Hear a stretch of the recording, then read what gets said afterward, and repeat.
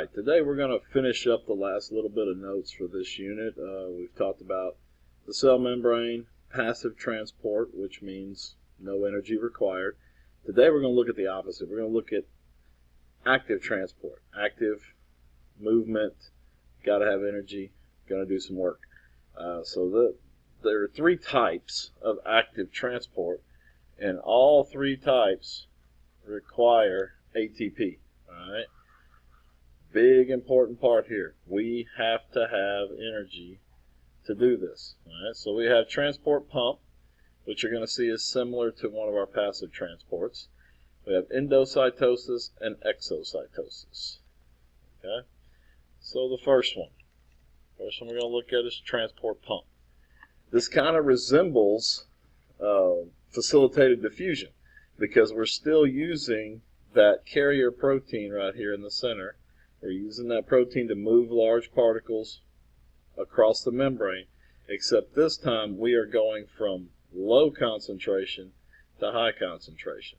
So over here we only have one hydrogen. On this side we have 1, 2, 3 hydrogens. So we're moving from low concentration to high concentration. In order to go against the gradient, go against the flow, you got to use energy. Okay, it takes energy to do this. Right? It's kind of like that salmon swimming upstream. He's swimming against the flow of water. Water's pushing against him.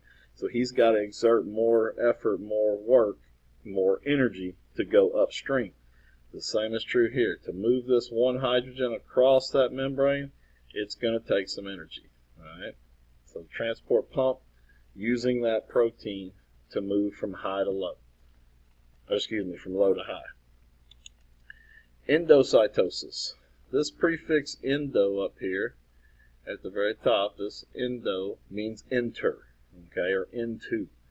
Endo means into the cell. So we're going to move stuff into the cell by just taking it through the membrane, okay? And this is kind of crazy how this works, but the cell membrane itself will open up around the particle that needs to come in, and it will slowly and gently pinch itself off around that molecule that it needs and bring it in as a vesicle.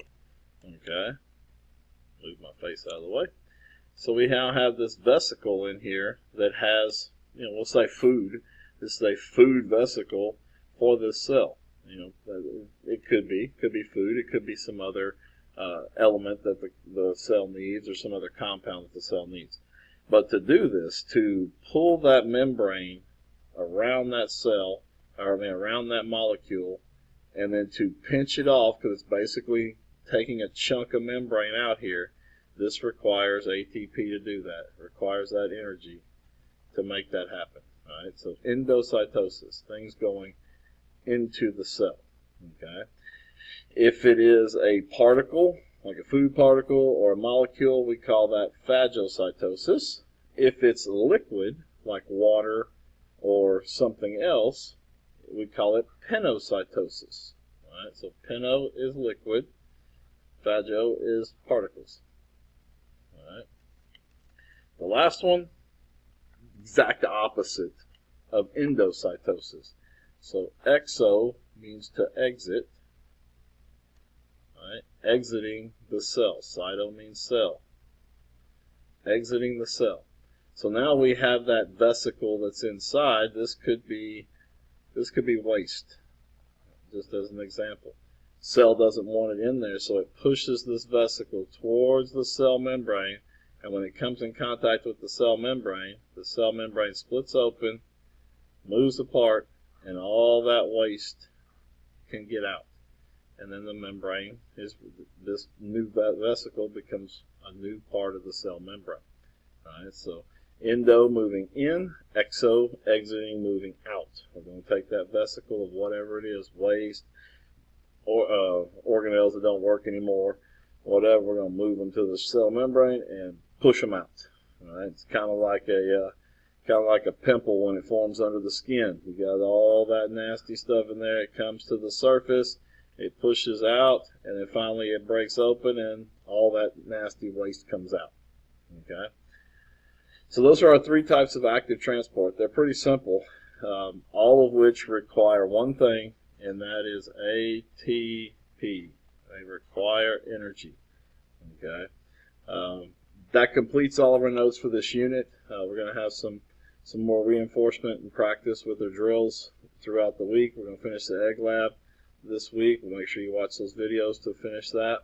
And then Thursday we have our quiz, which means next Monday you have your test over this unit. It's pretty quick. It's a pretty small unit. You should be able to do well on this because of the limited amount of material. All right, if you have any questions, make sure to email me or come join the conference for tutorials on Tuesday morning. Appreciate it. Later.